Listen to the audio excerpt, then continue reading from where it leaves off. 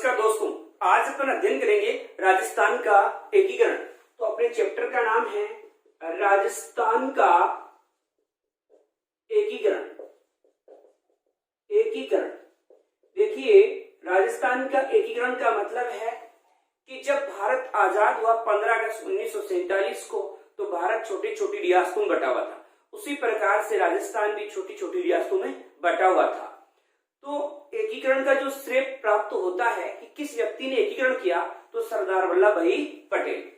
सबसे पहले और मेन क्वेश्चन बनता है कि एकीकरण का श्रेय किन्हें प्राप्त होता है, तो सरदार वल्लभ भाई पटेल, जिसको अपन शॉर्टकट में बोलते हैं सरदार पटेल। पूरे भारत का एकीकरण करने का श्रेय इन्हीं को प्राप्त है। चाहे भारत आ जाए चाहे राजस्थान आ जाए, एकीकरण किसने किया है, तो सरदार वल्लभ भाई पटेल ने राजस्थान का एकीकरण किया है। इसके बाद देखिए, जब एकीकरण किया उस समय ब्रिटेन का पीएम कौन था, मतलब ब्रिटेन का प्रधानमंत्री कौन था, तो एटली था। पूरा नाम है क्लेमेंट एटली।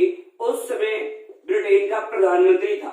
ए से एकीकरण याद करना और ए से एटली। ए फॉर एकीकरण, ए से है एटली। जिस समय राजस्थान का एकीकरण हुआ उस समय ब्रिटेन के प्रधानमंत्री थे क्लेमेंट एटली थे। इसके बाद देखिए, एकीकरण के लिए देशी रियासती विभाग की स्थापना की गई, और देशी रियासती विभाग है इसकी स्थापना की गई थी 5 जुलाई 1947 को की गई। इस देशी रियासती विभाग को ही रियासती सचिवालय भी कहते हैं। इसी को क्या कहते हैं, रियासती सचिवालय के नाम से भी अपन इसको जानते हैं। इस नाम से 3-4 बार क्वेश्चन भी आ चुका है कि रियासती सचिवालय की स्थापना कब की गई, 5 जुलाई 1947 को। फिर देखिए, इस विभाग का अध्यक्ष किसको बनाया गया, तो अध्यक्ष बनाया गया सरदार वल्लभ भाई पटेल को ही बनाया गया। और इसका सचिव किसको बनाया गया है, तो सचिव है वीपी मेनन को। वीपी मेनन को देशी रियासती विभाग का, या अपन बोले रियासती सचिवालय का सचिव बनाया गया। फिर देखिए, यहाँ पर एक महत्वपूर्ण प्रश्न होता है, और वो ये है कि देशी रियासती विभाग जो है इसकी स्थापना कब हुई। बहुत मोस्ट क्वेश्चन था ये, 5 जुलाई। इसी को क्या बोलेंगे अपन, रियासती विभाग बोलेंगे, मतलब रियासती सचिवालय। और इसका अध्यक्ष कौन है, सरदार वल्लभ भाई पटेल है। सचिव कौन है, वीपी मेनन। देखिए, रियासती सचिवालय पूछा जाए, अध्यक्ष सरदार पटेल है, लेकिन ध्यान रखना प्रश्न पूछे कि एकीकरण की रूपरेखा किसने बनाई, तो ध्यान रखना एकीकरण की रूपरेखा किसके द्वारा तैयार की गई, तो राम मनोहर लोहिया। किसने तैयार किया है, राम मनोहर लोहिया जो है इसने एकीकरण की रूपरेखा तैयार की थी। इसके बाद देखिए, पूछा जाता है कि राजस्थान में एकीकरण के समय देशी रियासतों की संख्या कितनी थी, तो राजस्थान में देशी रियासतों की संख्या 19 थी। बहुत महत्वपूर्ण प्रश्न है, खूब बार पूछा हुआ क्वेश्चन है।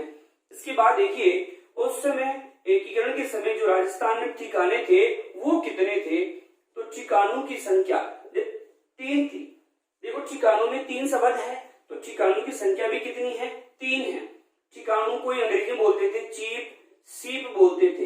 हो सकता है इस नाम से भी आ जाए कि चीफ सीप कितने थे, तो चीफ सीप भी आपको बोले तो कितने बताने हैं, 3 बताने हैं। फिर देखिए, 3 ठिकाने कौन से हैं, तो एक फॉर्मूला है, इससे याद रख सकते हो आप। तीनों ठिकानों को निकाल दो, आप तो निकाल दो। तो नी का मतलब है निमराना है, के का मतलब यहाँ कुशलगढ़ है, और ले का मतलब लावा है। देखिए, लावा अपने टोंक जिले में है, लेकिन ये पहले जयपुर रियासत के अधीन आता था। फिर एक कुशलगढ़ कहाँ है, ये बांसवाड़ा जिले में है। और निमराना कहाँ है, तो ये अलवर जिले में है। अब देखिए, कभी ये पूछ ले कि ये जो ठिकाने हैं आपके सामने, इनमें क्षेत्रफल की दृष्टि से सबसे बड़ा कौन सा था, तो ध्यान रखना सबसे बड़ा जो है वो कुशलगढ़ था। जबकि सबसे छोटा कौन सा था, तो छोटा है लावा है। याद रखना बड़ा आसान है, और वो कैसे है, यहाँ देखिए आप, लावा में 2 शब्द है तो सबसे छोटा हो गया, और कुशलगढ़ है इसमें 5 शब्द है तो ये सबसे बड़ा है। इसमें 4 है, इसमें 5 है, मतलब ज्यादा शब्द वाला ज्यादा बड़ा है, कम शब्द वाला छोटा है। तो सबसे छोटा है लावा है, सबसे बड़ा कुशलगढ़ है। अब देखिए यहाँ पर एक प्रश्न बनता है, जो ये ठिकाने हैं इनको तोप की सलामी का अधिकार प्राप्त नहीं था। इनको जो तोप की सलामी का अधिकार है वो नहीं दिया गया था। मतलब प्रश्न ऐसा आता है कि नॉन सैल्यूट कौन थे? तो नॉन सैल्यूट या जिनको तोप की सलामी का अधिकार प्राप्त नहीं था, ये तीनों ठिकाने हैं। तो यहाँ देखते हैं अपन ये तीन ठिकानों की चर्चा कर रहे हैं। तीनों ही कैसे थे? Non salute. तो नॉन सैल्यूट थे तीनों ठिकाने, मतलब आपका निमराना, आपका कुशलगढ़ और आपका लावा।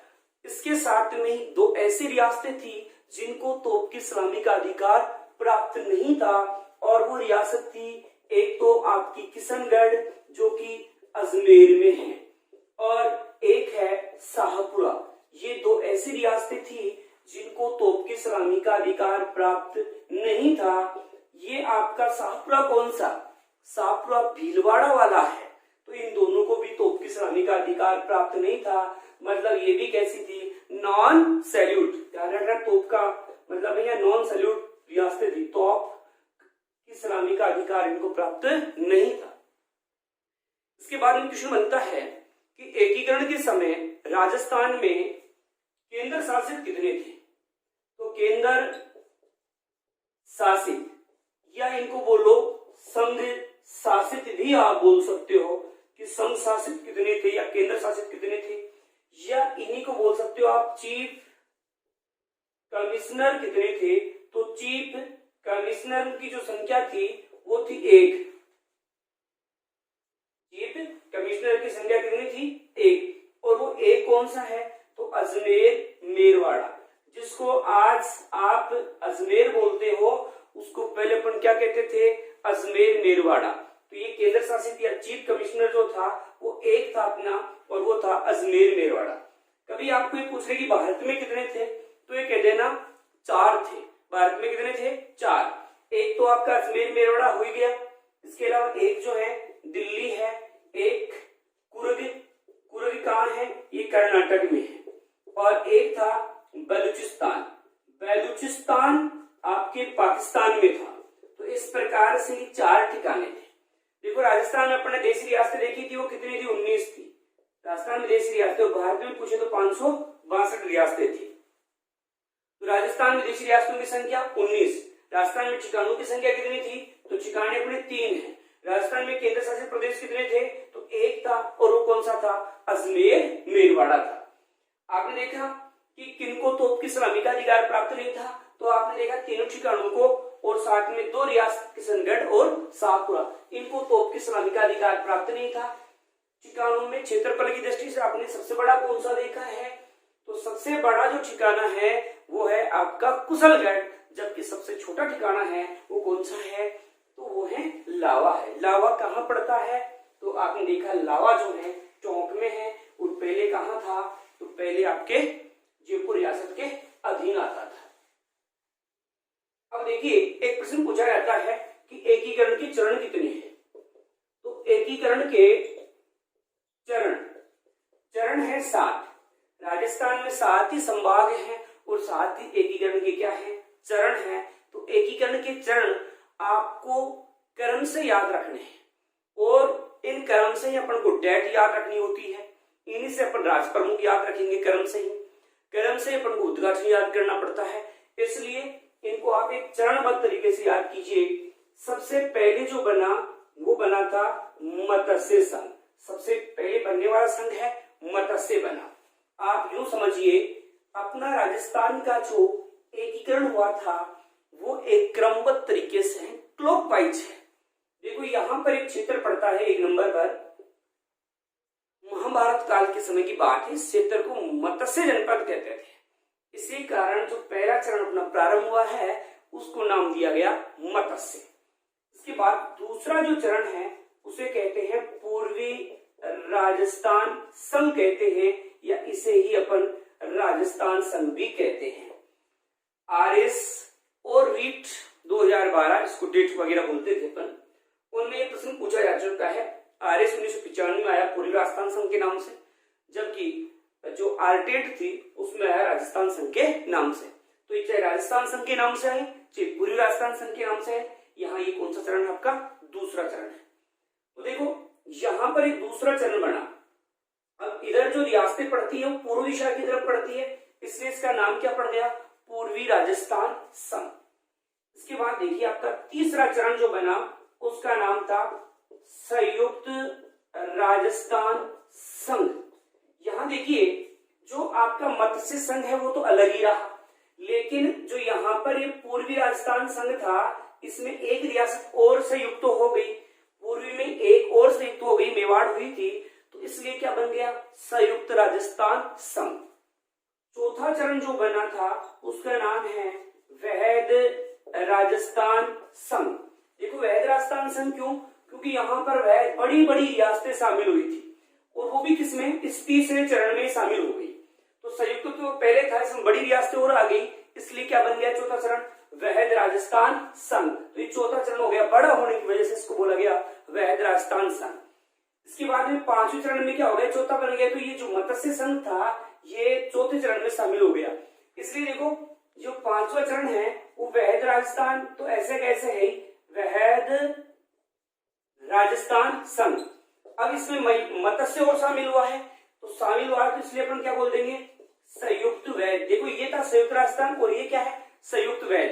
क्योंकि वैध राजस्थान संघ में ही कौन शामिल हो गया? मत्स्य संघ, इसलिए ये कहलाया संयुक्त वैध राजस्थान संघ। छठा में याद रखना राजस्थान, आपको यहाँ राजस्थान संघ लगाने की जरूरत ही नहीं है। क्यों नहीं है? क्योंकि अपन थोड़ी देर बाद में चर्चा करेंगे कि 26 जनवरी 1950 को राजस्थान शब्द को विधिवत मान्यता मिल गई थी, इसलिए अपन इसको राजस्थान बोल सकते हैं।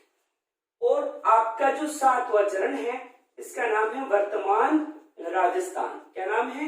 वर्तमान राजस्थान। इस प्रकार से ये 7 चरण जो है आपके क्रमबद्ध तरीके से है। अब देखिए सबसे बड़ी समस्या ये आती है इनकी डेट अपन किस प्रकार से याद रखें। तो डेट याद रखना बहुत आसान है, देखिए कैसे। प्रथम 3 चरण, ये तीनों चरण जो है वो 1948 में बने हैं। प्रथम 3 चरण है वो कब बने हैं? 1948 में बने हैं, इसलिए याद रखो पहले 3 चरण है वो 1948 में, मतलब मत्स्य संघ भी 1948 में, पूर्वी राजस्थान भी 1948 में और संयुक्त राजस्थान संघ भी 1948 में बने। इसके बाद ये दोनों जो चरण है, अगले दोनों चरण ये जो बने हैं ये बने हैं आपके 1949 में बने हैं। ये भी 1949 में और ये भी 1949 में, मतलब प्रथम 3 चरण 48 में, अगले 2 चरण बने हैं 1949 में। इसके बाद छठा चरण बना 1950 में। ये उस दिन बना जिस दिन अपना संविधान लागू हुआ, पूर्ण रूप से जब लागू हुआ था 26 जनवरी 1950 को, तो 1950। और वर्तमान राजस्थान जो बना था 1956 में। तो आप आसान तरीके से याद रख सकते हो कि जो पहला चरण है, दूसरा चरण है और तीसरा, तीनों 48 में, चौथा और पांचवा चरण 49 में, छठा चरण 50 में और सातवां 56 में बना। अब इनके अलावा अपन को महीने याद रखने होते हैं और महीनों को याद रखना बड़ा आसान है। जैसे एक फॉर्मूला है, मामा अम्मा मंजन करो। थोड़ा नीचे लिख देता हूं उसको, हो सकता है आपको दिख नहीं रहा हो। तो यहां ऐसे है, मामा अम्मा मंजन करो। कोई हार्ड फॉर्मूला नहीं है, अपन ये तो शब्द बोलते रहते हैं कि मामा अम्मा मंजन करो। तो माँ का मतलब है मार्च में और फिर माँ का मतलब है मार्च में, मतलब ये भी मार्च में और ये भी आपका मार्च में, तो ये दोनों मार्च में है, पहला और दूसरा चरण। ए का मतलब है अप्रैल में, इसका मतलब तीसरा चरण जो है वो कौन से महीने में बना? आपके अप्रैल महीने में। फिर माँ का मतलब आ गया मार्च, ये तीसरा था, ये चौथा, तो चौथा चरण आपका आ रहा है मार्च में। फिर आप देखिए अम्मा मामा हो गया, फिर आ गया मैं का मतलब है मई में, तो ये पांचवा चरण है वो कब बना है? मई में बना है। इसके बाद आ जाइए जय का मतलब है जनवरी, तो ये